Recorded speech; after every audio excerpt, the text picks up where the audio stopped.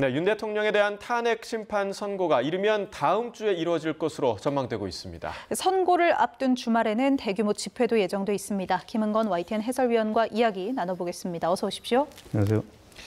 자, 이번 주말 집회가 이제 선고 전의 마지막 집회가 될 가능성도 지금 점쳐지고 있는데 집회 규모가 상당할 것으로 예상되고 있죠? 네, 그렇습니다. 이르면 다음 주 윤 대통령에 대한 탄핵 심판 선고가 나올 것이다. 이런 관측이 나오면서 탄핵 찬반 양측 진영의 새 대결 양상도 더욱 치열해지고 있는 상황입니다. 먼저 이번 주말에도 서울 도심 곳곳에서 윤 대통령의 탄핵의 찬성과 반대하는 집회가 이어질 예정인데요. 먼저 탄핵 찬성 측에서는 시민단체로 구성된 비상행동 측에서 오후 4시쯤 광화문 동식자각 부근에서 100만 명 규모의 집회를 예고해놨습니다. 그리고 오후 3시쯤에는 민주노총이 전국 노동자 대회를 남대문에서 개최하고 경북역까지 행진하는 일정을 잡아놓고 있습니다. 반면 탄핵 반대 측인 세이브 코리아에서는 국가 비상기도회 집회를 오후 1시부터 여의대로에서 개최를 하고요. 대국본이라는 보수단체와 대통령 국민변호인단도 각각 광화문 그리고 안국역 3번 출구 앞에서 탄핵 반대 집회를 예고해놓고 있습니다. 이 밖에도 소규모 시위 그리고 집회도 추가로 열릴 예정이고요. 경북 구미와 광주, 전주 등에서 전국 곳곳에서도 탄핵 찬반 집회가 이어질 예정입니다. 네, 서울뿐만 아니라 전국에서도 예고되면서 이 경찰 움직임이 상당히 바빠졌습니다. 조금 전 경찰청에서 상황 점검 회의가 열리기도 했는데요. 어떤 대책들이 나왔습니까? 네, 이호영 경찰청장 직무대행 주재로 상황 점검 회의를 열었습니다. 먼저 선거 전날에는 서울에 의료 비상을 내리고 전국에 비상 근무를 발령하기로 했고요. 선거 당일에는 전국에 가포 비상을 발령해서 총력 대응 체제를 구축하기로 했습니다. 이 가포 비상이 발령이 되면 가장 높은 단계 비상근무 체계죠. 100% 경찰력 동원이 가능해지고요. 경찰관들의 모든 휴가가 연체 휴가 중지가 됩니다. 그리고 전국 기동대를 2만여 명을 모두 투입할 예정인데 기동 순찰대 형사 등 모든 가용 인력이 총동원되고요. 그리고 특히 헌법재판소 주변에는 기동대와 안전 펜스를 집중 배치를 해서 만일의 사태에 대비하고요. 헌재와 헌법재판관 안전 확보를 위해서 전담 경호대 그리고 특공대를 배치할 계획입니다. 그리고 특이한 사항으로는 총기 출구가 금지되고요. 선거 전날 0시부터 선거일 3일 후까지 정오까지 경찰관에서 보관 중인 모든 민간 소유 총기 8만 6천여 명이 됩니다. 이 총기가 반출이 금지되고요. 그리고 선거일 전후해서 헌재 일대에 비행 금지 구역이 설정이 돼서 드론 비행이 제한됩니다. 이런 일반적인 조치는 이제 박근혜 전 대통령 탄핵 선고 때도 발표가 됐었는데 당시에는 선거 이틀 전에 발표가 됐습니다.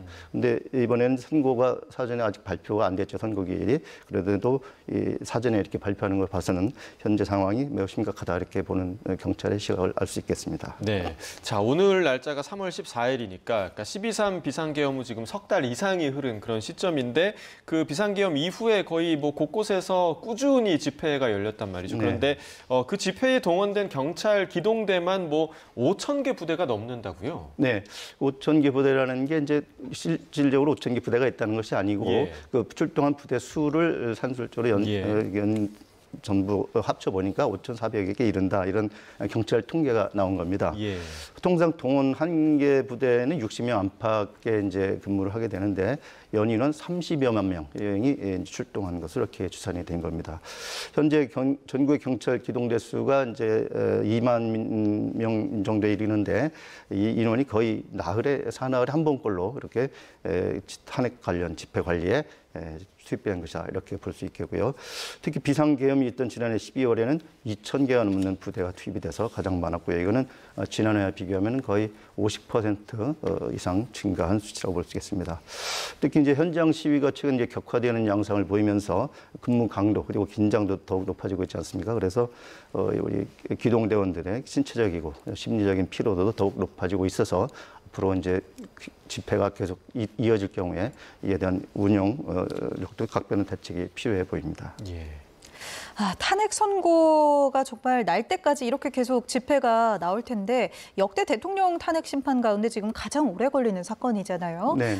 과거에 얼마나 걸렸는지 다시 한번 좀 짚어주시죠. 네, 먼저 윤 대통령 탄핵 심판 사건이 지난해 12월 14일에 국회 탄핵소추가 의결이 됐죠. 그래서 오늘이 딱 90일이 되는 날입니다. 그래서 오늘을 넘겼기 때문에 다음 주를 넘겼기 때문에 아무리 빨라도 92, 3일은 지나야 되는 거고요. 그리고 고 전직 대통령 전에 탄핵을 당했던 탄핵 소추가 됐던 대통령 두 분이 고 노무현 전 대통령과 박근혜 전 대통령인데 고 노무현 전 대통령 경우에는 63일이 걸렸고요. 박 전 대통령 경우에는 92일째 선고가 이루어졌습니다. 그러니까 이 다음 주에 선고가 이루어진다고 해도 역대 대통령 탄핵 심판 가운데서는 가장 최장 기록을 세우게 되겠습니다. 그리고 변론 종결일부터 이렇게 따져봐도 윤 대통령은 이미 17일을 넘어섰거든요. 노 전 대통령은 14일이 걸렸고요. 박 전 대통령이 11일이 걸렸습니다. 그래서 이보다도 훨씬 더 걸리게 됐습니다. 그래서 그만큼 윤 대통령에 대한 현재 평의 절차가 상당히 길어지고 있다 이렇게 볼 수 있겠습니다. 네, 자 선고 지금 기일이 예상보다 좀 늦어지면서 현재 재판관들 사이에서 과연 어떤 의견들이 오가고 있을까 이 부분이 가장 초미의 관심사인데 지금까지 이 8명의 재판관이 선고한 사례들을 분석해 보면 어느 정도 좀 예상할 수 있는 부분도 있을 것 같거든요. 네, 일단 이걸 뭐 추정할 수 있는 부분인데요. 올 들어 이제 올해 탄핵 심판 관련된 선고가 4건이 이루어졌습니다. 먼저 지난 1월 23일에 이진숙 방송통신위원장 탄핵안이 기각이 됐는데 이때는 공직적 파면에 재판관 6명 이상이 찬성을 해야 되는데 정치적 성향에 따라서 찬성 반대가 4대4로 갈리면서 기각이 됐습니다. 그런데 어제 최재해 감사원장 그리고 이창수 서울중앙지검장 등 검사 3명에 대한 탄핵 심판은 재판장 8명 전원 일치 의견으로 결론이 났죠. 그리고 2주 전에 또 마흔혁 헌재재판관 후보자 임명 보류에 대한 권한쟁의 사건도 있었는데 여기에 대해서도 전원 일치 의견으로 위헌 판결이 내려졌습니다. 이 때문에 법조계에서는 윤 대통령의 탄핵 심판 선고를 앞두고 헌재가 전원 일치 쪽으로 의견을 만들어가고 있는 게 아니냐 이런 관측이 나오고 있습니다. 물론 섣불리 예단하기는 어렵지만은 여론이 탄핵 찬성과 반대로 극명하게 갈려져 있는 상황에서 혼란과 분열을 막으려면은 재판관 전원이 동의하는 그런 결론을 내려야 할 것이라는 분석이 나오는 건데요. 반면에 일부 재판관이 이제 자기 의견을 고수하고 있다 이런 관측도 있습니다. 그래서 평의가 길어지는 게 재판관 의견이 쉽게 안 모아지고 있는 것이다 이런 관측도 있는데 이건 앞으로 좀 지켜봐야 될 것 같습니다. 네, 윤 대통령 탄핵 심판 외에도 이제 헌재에 남은 사건들이 좀 있잖아요. 어떤 것들 남았죠? 네, 우선 윤 대통령 탄핵과 관련된 한덕수 총리 탄핵 심판이 남아 있죠. 한 총리 탄핵 심판은 지난달 19일에 변론이 마쳤습니다. 윤 대통령보다도 더 먼저 마쳤죠. 이미 22일이 지나서 조만간 선고가 될 것이다 이런 전망이 나오고 있는데 이 한 총리 탄핵 심판은 계엄 선포 국무회의 참석과 관련해서 이 많은 쟁점이 윤 대통령 사건과 맞물려 있습니다. 그래서 혹시 같은 날 동시에 선고될 수도 있다 이런 관측도 나오고 있습니다. 그리고 혹시 비상계엄과 관련해서는 지난 12월 12일에 접수된 박성재 법무부 장관 사건이 2차례 변론 준비 기일을 마치고 오는 18일 다음 주 화요일이죠. 정식 변론이 처음 열립니다. 그리고 박 장관과 같은 날 탄핵 소추된 조지호 경찰청장 사건은 아직 기일이 잡히지 않았고요. 이 밖에 손준성 대구고검 차장검사 이른바 고발사주 의혹 사건이 있는데 이거는 지난해 4월 형사재판을 이유로 변론이 중단된 상태입니다.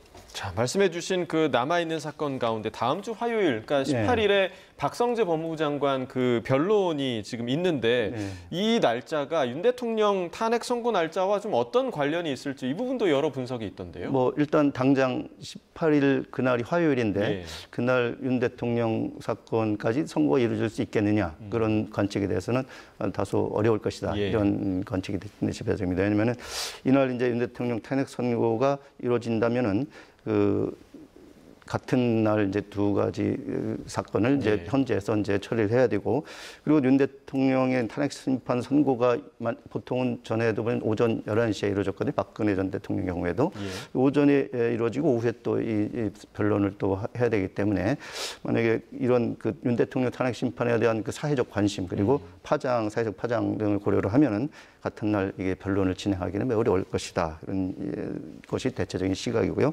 그리고 박 장관 탄핵 소요 사유가 비상계엄 당시에 국무회의 참석했다는 거 아닙니까? 예. 그래서 이건 비교적 이제 단순한 사안이기 때문에 특별히 윤 대통령 선거를 더 늦추는 그런 요인은 되지 않을 것이다. 이런 관측도 있습니다. 예. 네, 결국에는 이런저런 이 모든 관측들을 하는 이유가 사실 도대체 윤 대통령에 대한 탄핵 선고가 언제쯤 나올 것인가 이것 네. 때문이잖아요. 네. 해설위원께서는 어떻게 보십니까? 네, 그거는 뭐 이제 대체적인 관측은 다음 주로 원래 이번 주 오늘이 예, 오늘이 이제 유력했죠. 유력한 그 날로 그 전부터 이제 관측이 됐었는데 그 구속 집행 그 구속 취소에 대한 그 즉시 항고 문제 그리고 이제 대통령 석방 요 과정에서 다소 이제 어떤 양측 간의 이제 대립이 격화되면서 좀 늦춰진 감이 있다는 지적도 있고요. 그리고 가급적 이제 빨리 선고를 내리기 위해서 헌재가 매일 평일을 열어서 빨리 선고를 내려고 하고 결론을 내려고 하고 있고 그래서 그런 측면에서는 좀 더 빨리 내려고 하고 있다 그런 측면을 보는데 전례를 보면 2, 3일 전에 이제 선고기일을 공지를 하죠. 그래서 다음 주 초쯤에 선고기일이 예고가 되면 바라면 다음 주 중후반에 선고가 이루어지지 않을까 이런 예측이 되고 있고 특히 이제 탄핵 선고 대부분 금요일 두 차례 모두 금요일 이루어졌지 않습니까? 그래서 다음 주 금요일인 22일 선고 가능성이 가장 일단은 현재로서는 유력하게 거론되고 있습니다. 다만 이제 한 총리 탄핵 사건도 이제 같이 또 맞물려 있는데요. 예. 이 한 총리 탄핵 사건이 먼저 또 선고 기일이 잡힐 가능성도 있기 때문에 그럴 경우는 윤 대통령 탄핵 심판이 또 한 1, 2주 더 미뤄질 수도 있지 않나 이런 관측도 해볼 수 있겠습니다. 자, 선고가 늦어지는 이유 중에 이제 하나로 짚어주신 그 구속 취소 판결을 놓고도 계속해서 좀 논란이 이어지고 있는데 결국 검찰은 즉시 항고하지 않겠다라는 입장을 계속 유지했습니다. 네, 어제 최종적으로 네. 그런 입장을 이제 확인을 했죠. 예. 그 전에 이제 천대엽 법원 행정처장이 국회에서 이제 발언을 통해서 공개적으로 3급심의 판단을 한번 받아보는 게 필요하다 그렇게 생각을 해서 예. 혹시 뭐 변화가 있지 않을까 대검에서 검토를 한다고 했었는데 최종적으로 이 발언은 사법 절차의 외부 발언이다. 그러니까 자기들 사법 절차에 포함되지 않는다. 이런 결론을 내린 겁니다. 그래서